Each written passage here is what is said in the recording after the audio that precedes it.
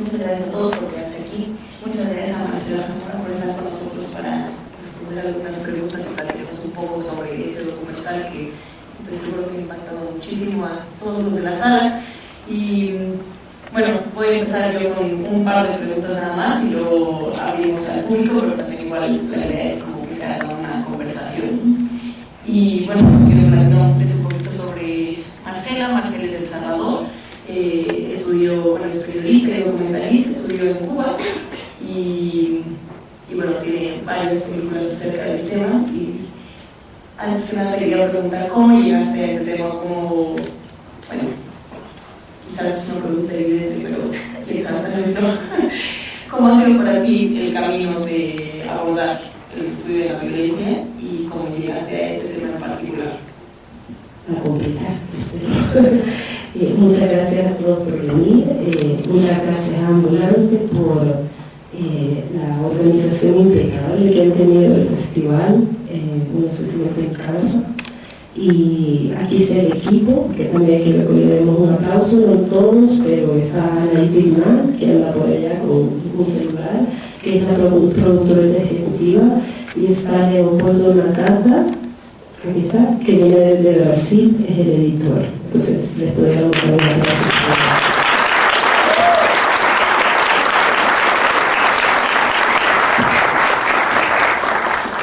Y la pregunta...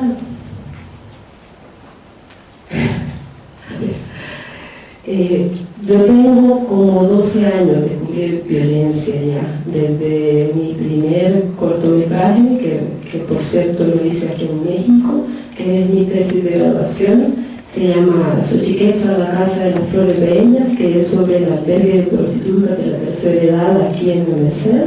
No sé si lo conocen, o voy a hablar de él.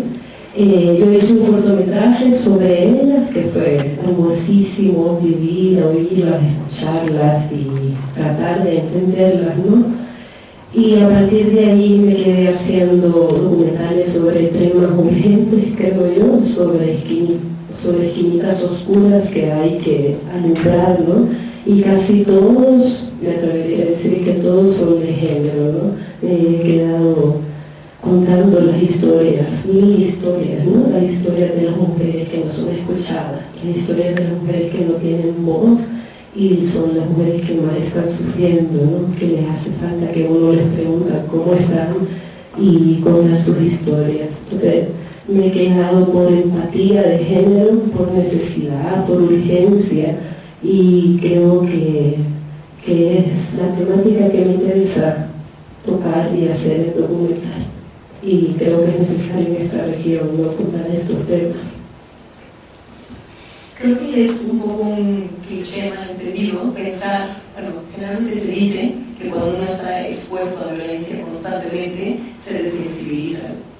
Yo he encontrado que es falso, pero me interesaría saber en tu caso personal cómo ha sido tu relación con la sensibilidad o la no sensibilidad ante estos procesos de violencia y cómo lo viste también en los médicos forenses aquí en Salvador. No, yo creo que no se insensibiliza. Creo yo, mis documentales tocan temas de violencia, pero en ninguno vas a ver una gota de sangre. Creo yo que hay formas de contar las historias sin tener que ser amarillista o mostrar el cuerpo lleno de sangre, ir un poco más a los sentimientos que compartimos y a lo racional, ¿no? Más que allá de la idea, la imagen del muerto que se te queda por 10 minutos, por 10 segundos y se te olvida, y más apostarle al racionamiento, ¿no? A tocar los sentimientos que son los que compartimos casi todos, ¿no? Una madre, ¿cuántas madres hay aquí? Las madres, creo que eso no me pasó a mí con este documental. Yo creo que me cayó en el momento en que tenía que caer. Yo fui madre hace muy poco, hace 1 año y 10 meses, y creo que no me hubiera salido un documental igual si no hubiera sido madre. Creo que yo no puedo dimensionar el dolor que es que te desaparezca un hijo, ¿no? Eso no es algo que está en mi umbral del dolor, no está en mi imaginario y no quiero que esté realmente. Entonces, pero me acerca a ella porque lo siento, solo me puedo pensar a veces qué pasaría si me desapareciera María. No, dejaría de vivir, ¿verdad? Dejaría de ser Marcela y comenzaría a ser un fantasma que la busca por el resto de su vida, ¿no? Y ahí evidentemente creo que es un tema importantísimo, ¿no? Que es el de la empatía. Y una pregunta que creo que ha resonado como a lo largo de la historia y quizás mucho en la teoría de los siglos recientes, de qué manera reaccionamos, ¿no?, ante el dolor de los demás y cómo internalizamos, ¿no?, el dolor de los demás y qué hacemos con ese dolor. Por ejemplo, en México, al igual que en Salvador, ahorita estamos pasando por un proceso muy particular, ¿no?, donde creo que la sociedad, algunos son como capaces de responder y algunos se paralizan, ¿no? O sea, porque ¿qué hacemos con esta que la realidad nos brinda? Y tú, ¿cómo sientes que estos médicos lidian con eso, o sea, a diario? Me pasó algo que hace como 2 semanas proyectamos el documental solo para los forenses, para ver que me digan lo que realmente y para ver cómo reaccionaban. Y yo me salí de la sala porque la verdad yo no puedo ver una vez más porque me destrozó. Y cuando entré y encendió las luces estaban muertos en llanto, todos. Y me decía la doctora Aguiluz, me decía, es que una cosa es estar vos realizando el trabajo y otra cosa es verme a mí realizar el trabajo, me decía. O sea, no había dimensionado lo que yo hago realmente. Y yo les decía que para mí eran algunos héroes, ellos, y lo son, porque yo solo estuve 3 semanas conviviendo con ellos todos los días. La investigación es mucho más larga, ¿no? Pero yo estuve filmando con ellos 3 semanas enteras y después de las 3 semanas entramos todo el equipo en una depresión, todo, hasta los que estaban aquí en México porque estábamos en Constanza, Anaí de testigo, ¿no?, en una depresión horrible y yo no entiendo cómo ellos pueden lidiar con eso todos los días. Yo les preguntaba cómo lo hacen y me decían, es que para nosotros lo que nos hace movernos y seguir son las restituciones. Cuando nosotros logramos hacer una restitución, nos damos cuenta que nuestro trabajo funciona y sirve. Cuando le vemos la cara de tranquilidad a estas madres, cuando les entregamos sus huesos, que no son huesos, es su hijo, por eso se los entregan, se los forman en el ataúd, siempre hacen eso, porque le están entregando sus hijos, no una bolsa de hueso. Cuando vemos ese agradecimiento de esas madres, para nosotros ya vale la pena todo un mes más de trabajo. Entonces, es impresionante el trabajo de ellos, ¿verdad? Sí, me impresiona mucho esa imagen de que traen el féretro y comienzan a sacar los huesos y el gesto realmente de ternura de la médico que está haciendo eso es muy impresionante. Y eso me llevó a otro tema, o sea, esta película y muchas cosas que han pasado recientemente me han hecho pensar que el trabajo del antropólogo forense y el médico forense es realmente una forma de activismo social. Y quería que nos platicaras un poquito sobre eso y el papel que ha jugado en El Salvador. Pues, mira, sí lo es, pero no lo es, porque ellos no son conocidos en El Salvador, ¿eh? Ellos trabajan súper clandestinos, es rarísimo, ellos no son conocidos para nada. Yo creo que eso lo podemos juntar un poco como con los movimientos como el de Ayotzinapa, aquí entre los 43, que no son 43, son miles, ¿verdad? 22.000 creo que era la cifra que había dado el gobierno. O sea, estos 43 están dando la cara por los 22.000, que son muchos más, que están desaparecidos, desaparecidos migrantes por el narco, etcétera, por todo, ¿no? Y en El Salvador, ¿no? En El Salvador los migrantes no tienen los migrantes. Los desaparecidos no tienen un rostro porque no se puede. O sea, las madres tienen miedo de poner la denuncia, tienen miedo a las represalias, tienen miedo a ser maltratadas. Cuando ellas van a poner la denuncia, las tratan con desprecio, porque muchas de ellas son madres de pandilleros. Entonces, los funcionarios las tratan súper mal. Y es una de las cosas que me decían, es que yo soy madre, y no importa si mi hijo es pandillero, no es pandillero, si es funcionario público, si es presidente, soy madre, le tendría que tratar con respeto, ¿no? Entonces, esas madres no pueden dar el rostro, no puede haber un movimiento en El Salvador como el de aquí, de Ayotzinapa, porque no se puede, porque las matan. Y ese era uno de nuestros retos cuando filmamos, era cómo contar esta historia sin que me maten a esas madres. Entonces la verdad, nos quebramos la cabeza pensando cómo contar la historia, sin tergiversar, sin contar mentiras, contar la verdad, la realidad y hacerlo bien, ¿no? Yo creo que lo hemos logrado realmente.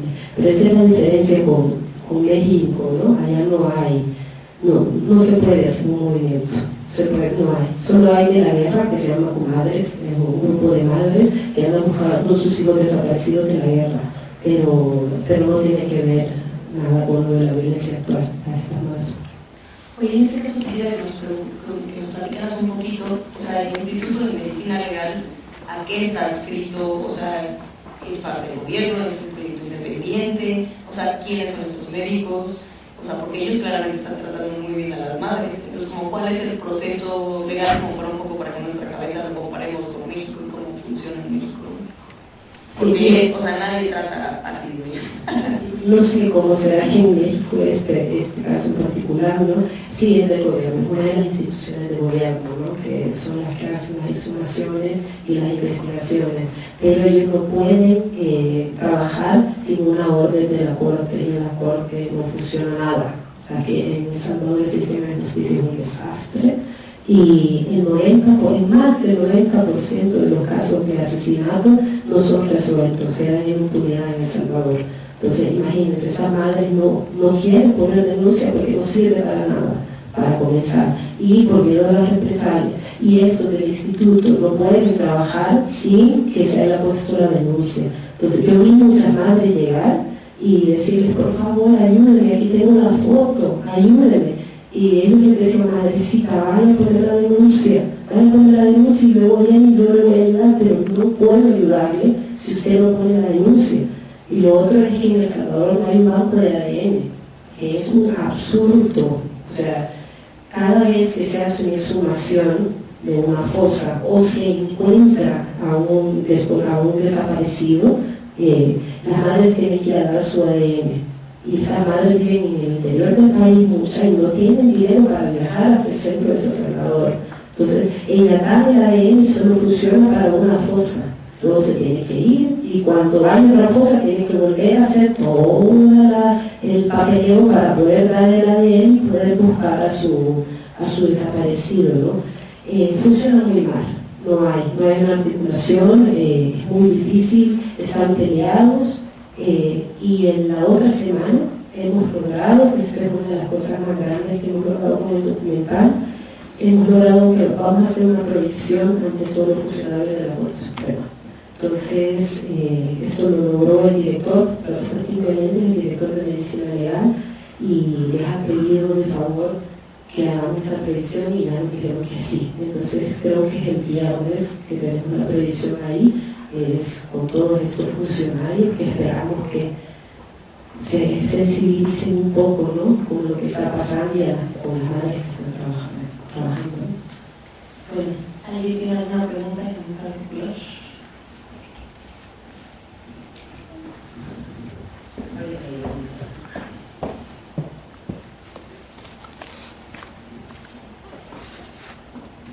Tenemos dos preguntas. Aquí hay uno de los doctores dijo que estas muertes eran producto de la violencia actual. Si nos pudieras hablar cuál es esa violencia. Y la otra pregunta es, hubo un documentalista que lo mataron, un español, Cristian Poveda, y quería preguntarte, ¿tendrías tú también un crédito similar al que tuvo José Poveda? Sí, Cristian era amigo mío, desde que yo Salvador, mayor, pero era amigo mío. La violencia que se está dando ahora en El Salvador es una violencia de pandillas, ¿no? Las pandillas surgieron a finales de los 80 y al principio de los 90 en el sur de California, y con las deportaciones que se dieron a finales de los 90 masivas hacia Centroamérica, comenzaron a llegar todos los pandilleros, ¿no?, que se formaron en el sur de California. No era un grupo criminal cuando comenzaron, pero luego cuando llegaron a San Salvador, para que San Salvador, a Centroamérica, encontraron un caldo donde se podían formar la posguerra, no había el gobierno, bueno, llegaron en la guerra, todavía no llegaron solo en la posguerra. El país solo tenía tiempo para hacer la guerra, el país no tenía tiempo para hacer programas de reinstitución reintegración, reinserción social de todos estos jóvenes que venían todos con penas. O sea, los sacan allá en Estados Unidos, los ponen en un avión, que los sacan de la cárcel, y cuando llegan a El Salvador les toman una foto y los dejan ir. A mí me pasó muchas veces en el aeropuerto llegando y ver unas colas de muchachos parideros, todos esposados, y vos veías que pasaban a una mesita, le quitaban a las esposas, le tomaban una foto, chao, y ahí sí me paridero tomar sus pupusas, ¿no? Entonces, no hubo un control, no tuvieron la capacidad de ver la magnitud de lo que hicimos convertir ese problema que les estaba llegando, y no hicieron nada. Gobiernos que muchos gobiernos que no hicieron nada, y eso comenzó a proliferar en El Salvador rapidísimo. O sea, estaban las familias divididas, la mamá y el papá se quedaron en Estados Unidos, ellos se quedaron con la abuela no tenía ganas de criar, jóvenes que hablan español, que en Estados Unidos están acostumbrados a estar reunidos en pandillas. Eso se comenzó y se conocía creo el año ese 13 y la 18. Y se pelean terrenos en El Salvador. Es un pleito de territorio, como dice ahí, el barrio y el barrio estudio, ¿no? Y esto comenzó a ser cada vez más grave, y cada vez escogen más niños. O sea, hace como un mes, mi pareja es periodista y él estaba investigando un tema de una fosa común con niños, con más de 15 niños entre 10 y 12 años, que eran entrados a la pandilla y que los habían matado, descuartizado, ¿no? Entonces, son cada vez más niños que están descuartizando gente. O sea, no es que van y le pegan un tiro, es que los torturan. Entonces, imagina qué sociedad es la que estamos criando, ¿no? Ya no haya cómo hacer sufrirse los unos a los otros, ¿no? Entonces, esa es la violencia que se está viviendo, pero en los barrios. Esto no se está viviendo, esto en mi colonia no se vive, ¿me entiendes? Entonces es súper complejo porque son dos burbujas, dos realidades que viven en El Salvador muy distintas. La burbuja donde vive el ministro, el diputado, la clase media para arriba, y la burbuja donde vive el 89% de la población, que es la clase baja, muy baja, ¿entiendes? Y a donde se está desapareciendo y matando a la gente en esta burbuja, no en esta. Hace como un mes yo escribí una carta al ministro de Seguridad porque él en sus declaraciones dijo que la violencia era una cosa de percepción, que los salvadoreños son el segundo país más violento del mundo y el primero es Honduras. ¿Cómo el ministro de Seguridad puede decir eso? Era como decirle, es que no tienes que preguntarle a tus ministros, a tu diputado, a tu presidente, pregunta a la señora que se empieza en tu casa. O sea, la señora que cuida a mi hija en mi casa, la están sacando de su casa ahorita. Ya quisieron matar al hermano, una tragedia total que estamos tratando de ayudar, pero es bastante complejo y complicado, no es tan fácil. Hay barrios enteros que han sido desalojados porque las familias no quieren. Hace poco se desalojó uno que se llama San Valentín porque uno de las señoras que vivía ahí se metió con 3 chamaquitas que hacían mucha fiesta. Y entonces ya los policías sacaron esas 3 chamaquitas, ellos hablaron con los pandilleros y han amenazado a todos y le dieron 12 horas para que saliera todo el edificio, todo el barrio ese de San Valentín. Y estuvieron desmovilizándose todos, 12 horas los mataban a todos. Entonces así es como se está viviendo la vida en El Salvador del 89% de la población. Y esto no lo ven. Y sí lo pueden ver un poco, que yo tengo mis dudas realmente, no saben qué hacer. No tienen ni la menor idea por dónde comenzar a arreglar este problema que ya se le hizo casi inarreglable, ¿no? Entonces es una realidad muy compleja, que es difícil, porque una de las presentaciones me decía, ¿y cuál es la solución que tú das? No tengo solución para eso. Hay personas que estudian, ahorita está llamando el presidente a Giuliani, que así Giuliani sobre mi situación, y las partidas acaban de sacar un comunicado diciendo, es que Giuliani quiere decir, si aquí con quien tiene que hablar es con nosotros, si nosotros somos los que ponemos los muertos, no Giuliani, no ellos, esa gente, ¿me entiendes? Entonces, no hay que hacer. Hicieron una tregua que se les cayó, nunca quisieron aceptar que el gobierno había pactado una tregua con las pandillas. También es muy difícil porque la sociedad está con mucha ira, la sociedad salvadoreña. Si vos ves cada vez, yo trabajo en el periódico El Faro, en el periódico digital El Faro, yo soy la documentalista del periódico, y pertenezco a una sección que se llama Sala Negra, y a donde cubrimos violencia en Centroamérica. Y cada vez que sacamos una nota de pandilla, tiene que leer los miles de comentarios, y todos son que los quemen a todos, que los descuarticen, todos hay que enterrarlos. La sociedad está con una ira grandísima. Entonces cualquier cosa que provocas ahorita, que suene a que le vas a dar un poco de dignidad a estos muchachos, es para que haya guerra, pues, para que se levanten todos. Y lo que no sabemos es que nosotros queremos a esos niños, pues. Si es que es culpa de nosotros, no es culpa de ellos, pues, la verdad. Ellos no nacieron descuartizadores, ellos no nacieron ladrones, asesinos. Es esta sociedad que los hizo así, pues. Entonces, no sé si te contesté la pregunta, no sé si... ¿Y lo de Poveda? Ah, Cristian. Mira, lo de Cristian, lo que pasó es que Cristian estaba haciendo activismo. Cristian lo que hizo fue, aparte de su documental, La Vida Loca, que fue muy famoso, él les montó una panadería, se metió a darles el curso de fotografía y nunca dejó la mirada europea, creo yo. Creo yo de verdad. Y creo yo que no es cuestión de decir, ay, qué lindo los pandilleros, ¿verdad? Ay, qué bellos son, no, son un grupo criminal. O sea, la MS-13 está considerada por el FBI la pandilla más peligrosa del mundo. Así, como lo ven. Es increíble. Entonces, es una pandilla de criminales que tenés que ver los conceptos de humanidad y qué sé yo, todo lo que queramos hablar de los derechos humanos, porque hacen son peor que un excusado, como dijo el director de Centros Penales, dijo, nadie se rehabilita en un excusado. Esos son las clases de pensadores, un excusado. Son las universidades para que salgan más fuertes ellos y con ganas de vengarse y hacer las cosas malas. Entonces, lo de Cristian fue porque yo lo vi un poquito días antes aquí en México de que lo mataran, nos había contado de que lo habían mandado a reunir con ellos. Tenía problemas con lo de la renta, que estaban viendo su película, un relajo, ¿no? Y todos le dijimos, no vayas, Cristian, no vayas, de verdad eso no está bien. Pero no nos hizo caso y fue. O sea, él estaba dando, de verdad él creía que podía salvarlo, de verdad, que era muy lindo nuestra actitud, ¿no? Pero no era así la actitud realmente.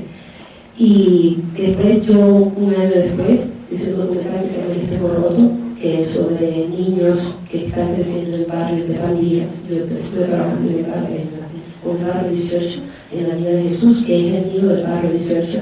Tuve que pedir permiso para entrar y estuvimos filmando casi 6 meses ahí, hacía mucho miedo y después se me quitaron todo, ¿verdad? Pero ahí cuando estábamos filmando y entrábamos, ahí también estuvo Cristian también filmando y me invitaban desde arriba, me decían, ¿qué? Chaval, los chavales me decían, eso me quedaba bien. ¿Qué? Chavalita, niñita, me decían, la vida loca 5.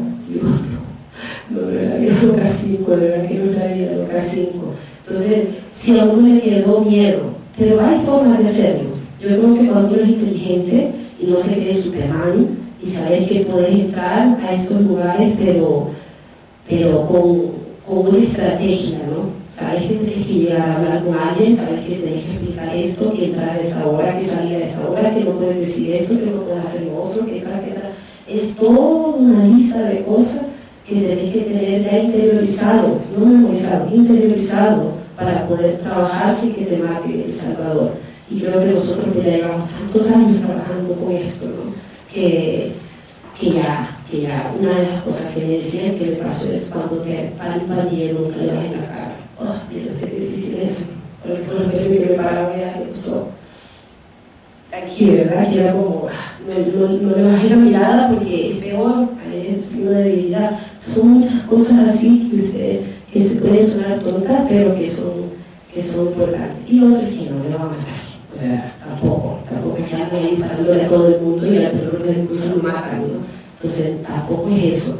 Pero hay que tener cuidado, hay que hacer las cosas con cuidado. Pero no me contestado. Creo que tenemos tiempo de una pregunta más. Muchas felicidades por el documental, aunque dura 60 minutos, creo que explicaste todo perfectamente. tal vez quisiéramos ver más, pero me debato en que fuera morbo o curiosidad, no sé qué sea.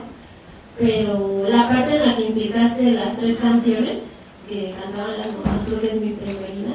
Y yo te iba a preguntar si estos forenses o arqueólogos forenses se educaron en El Salvador, tienen esa oportunidad o dónde se educan, y si son muy pocas las personas, porque solamente nos muestras 4, no sé si tengan un equipo mayor y si a veces tienen problemas ellos con el gobierno de El Salvador por hacer su trabajo, porque dijiste que trabajan medio clandestinamente.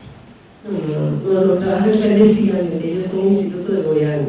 O sea, legalmente el instituto no tiene ningún problema, pero tienen problemas con los otros institutos que están encadenados para que ellos puedan realizar su trabajo. Eso es distinto, ¿no? Es una cosa de no entender el trabajo de ellos. Medicina forense no existe en El Salvador, pueden estudiar en México, en Argentina. Uno de ellos se vino a estudiar aquí en México y el otro llegó el equipo de forenses de Argentina, el equipo forense de Mercedes Toretti, llegó para El Salvador para hacer exhumación del mozote y los conoció a ellos y conoció a Quijada, el que está con los huesos armándolos, él, y vio que era un tipo súper inteligente, que había estudiado medicina y algo parecido con medicina forense, pero no medicina forense, y se lo llevó para Argentina a especializarlo. Ahí no estudiaba nada. Aprendió con los doctores. Y la doctora Luz estudió creo que en México, creo que aquí también estudió la doctora Luz, no me acuerdo bien, pero no, ellos se salieron a especializar afuera, ¿no? Y no tiene problemas, su jefe se pelea con el gobierno. Fortín Menéndez se vive peleando con todo el mundo, es un tipo que para mí es bien difícil porque no le tengo que agradecer que me haya dejado entrar a firmar, porque un funcionario público tiene que hacer eso, tiene que dejar como medio de comunicación, como periodista, me tiene que dejar entrar, pero bueno, fue muy amable dejarme ir a la sala de exhumación y todo, pero es un tipo muy conservador, muy extremadamente conservador, y sí vive teniendo problemas con el mundo, la verdad, pero también está exigiendo cosas, ¿no? Entonces, me complejo hablar del director de medicina legal. Y lo de las canciones es bonito porque que siempre me preguntan por las canciones, y solo para contar una pequeña anécdota, que cuando estaba haciendo una entrevista con la señora de pelo blanco, que está aquí, yo siempre les pido que canten una canción a mis personajes, porque creo que la música es sagrada, ¿no? Y me dice, le digo, mire, no me quiere cantar una canción, y se le va a traer la silla corriendo y va a traer un libro, y me dice, y yo le he escrito todas estas canciones a mis hijos, a mis 2 hijos desaparecidos en la guerra, y mi hijo que acaban de desaparecer, era como, por favor. Y ella nos cantaba canciones que ella había escrito, escribió cuentos, había escrito historia, era impresionante, ¿no? Y la otra es una canción evangélica, ¿no? Que es una cosa de El Salvador, nadie les presta atención a esas madres, nadie les da una respuesta, nadie les ayuda más que las iglesias. En las iglesias ya encuentran la paz que no pueden encontrar en ningún otro lado, encuentran el apoyo, encuentran las respuestas, las critiquemos o no. Pero es el único lugar donde se encuentran con otras madres que están viviendo lo mismo también. Entonces, cuando ellos me invitaron a su culto, que nos fuimos a filmar al culto que vieron ahí, yo por primera vez en mi vida, como pues yo no soy religiosa, y yo siempre oía y cantaba lo evangélico, y para mí era bulla, porque así somos los seres humanos, cuando normalmente eso cerramos un poco, ¿no? Y esa vez me senté a escuchar las canciones, y yo te juro que me dio una gana de llorar, eran tan hermosas las letras, tan llenas de esperanzas, tan llenas de amor, tan cercanas a esa gente y a su realidad, que yo comencé a entender, y yo dije, claro, es que aquí se encuentran con sus iguales, aquí se encuentran con el otro, aquí encuentran un poco de paz. Eso es lo que yo sentí con ellos, ¿no? Por eso es que pusimos también esa canción, ¿no? Y solo para contarle algo, para que vean las dimensiones del problema. La semana pasada yo le hablé a una de las madres, a la que anda buscando a su nieto desaparecido, que es su hijo, ¿no? Le hablaba por teléfono y no me contestaba. Ella no me contesta, me dice el nombre, claro. Y la periodista que me la había presentado, Florano, y yo, Fred, mira, no sabes qué pasó con Florano, no sabes, y yo no sé, le digo, ¿qué pasó? Y me dice, fíjate que hubo de la cárcel le mandaron a decir que si ella seguía buscando a su nieto, a su hijo, la iban a matar. Y ella no hizo caso y siguió buscando a su nieto. Entonces, de la cárcel salió una orden de que la mataron. Y en la cárcel estaba su nieto, creo que su nieto o su sobrino, no me acuerdo qué es, no me acuerdo que su hijo, no me acuerdo qué era realmente, que logró cambiar la orden de la pandilla, logró cambiar la orden a que la mandaran a cobrar la renta. Que muchos de ustedes saben que cobrar la renta, ¿no? Que es el impuesto que cobra la pandilla para todos. Las señoras que venden tomate pagan renta, ¿no? Entonces, la señora estaba cobrando la renta a ciertos puestos que habían puesto. Y la policía le encontró cobrando renta y les está penando 8 años de cárcel en cárcel de mujeres en un campo. Esto me acabo de enterar, ¿no? Estamos viendo todo el equipo cómo hacerlo para ayudarnos, porque pues encontraron haciendo algo que no lo puedo sacar de la cárcel, pero estamos viendo que podemos hacer. Así están las cosas. Esas son las cosas que están pasando en El Salvador. En México no es diferente, pero ojalá que no se canse, ojalá que el mexicano no se canse y que no permita que se desarrolle hasta cuando estamos nosotros, ¿no? ¿Verdad? Y no sé si hay tiempo para preguntar más o... no sé, una pregunta muy breve.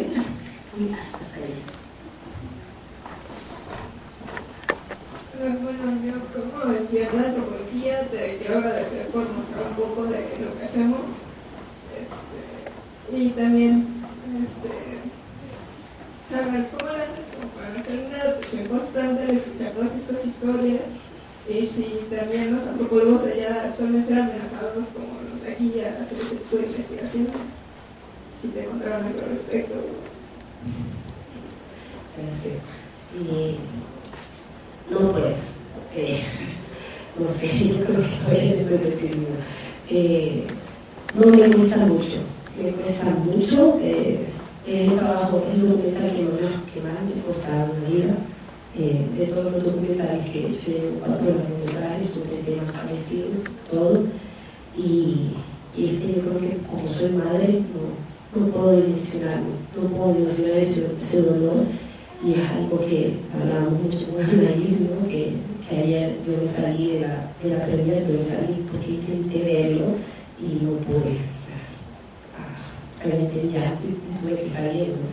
Y le digo que uno tiene un límite y sale de ese límite, ¿no? Porque tengo rabia y yo no parece sentir rabia. Entonces me cuesta pensar cómo puedo ayudar más. Yo creo que ese es mi lado, que lo aporto al tema. Y creo que lo he hecho con dignidad y lo voy a mover mucho documental, ¿no? Pero creo que también yo me cubro como documentalista de estos temas porque yo soy súper positiva, soy una mujer muy, muy positiva, que ve las cosas lindas en todas las personas y que disfruto mucho el tiempo con mi familia, el tiempo con mis amigos y trato de ver las cosas siempre de un lado positivo, ¿no? Eso hablamos me dicen, pero es que todo está tan mal en este tema. Y yo, sí, pero la restitución es algo positivo. O sea, por fin estas madres van a poder ponerle flores a sus hijos.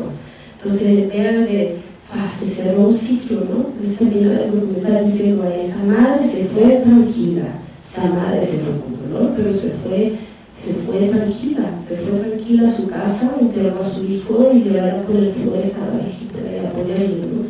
Entonces esto de pensar que quizás con este documental haya más madres que puedan llevarle flores a sus hijos, ¿no? A donde ellas, y puedan entrar a sus hijos a donde quieran entrarle a ellos, ¿no? Entonces sí cuesta mucho, yo sé que hay que tener un tratamiento psicológico, quizás no sé, la verdad, pero lo trato de llevar de esta forma, viendo la vida de forma positiva y agradeciéndole la vida, que soy súper privilegiada como todos ustedes que están aquí, y tratar de hablar, no quedarme callada y hablar y exigir todo lo que puedo, ¿no? Y eso. Sí, bueno, pues Marcela, muchísimas gracias por estar con nosotros, muchísimas gracias por hacer una película así y por aprovechar el privilegio que ha recibido de Navidad para justamente mostrar este tipo de historias. Muchas gracias a todos ustedes por acompañarnos y por formar parte de Ambulante. Los invitamos, como decía Olivia al principio, a visitar nuestra página, descarguen la app y por favor vengan a más películas. Si les interesa el tema, hay otras 2 películas en el programa que así me vienen a la mente que están relacionadas, el Retratos de una búsqueda, que también son casos de madres mexicanas que buscan a sus hijos desaparecidos, y un cortometraje, bueno, mediometraje llamado Ausencias, de Tatiana Hueso. Y solo quiero decir algo, que en El Salvador no existe la figura de desaparecido. En El Salvador la figura legal de desaparecido no existe. Entonces vamos a ver si hacemos esta lucha para crear esta figura y que se firme el Tratado de Naciones Unidas, porque El Salvador no la tiene. Y gracias, de verdad gracias por venir y gracias a Ambulante por todo y aquí, de verdad, gracias.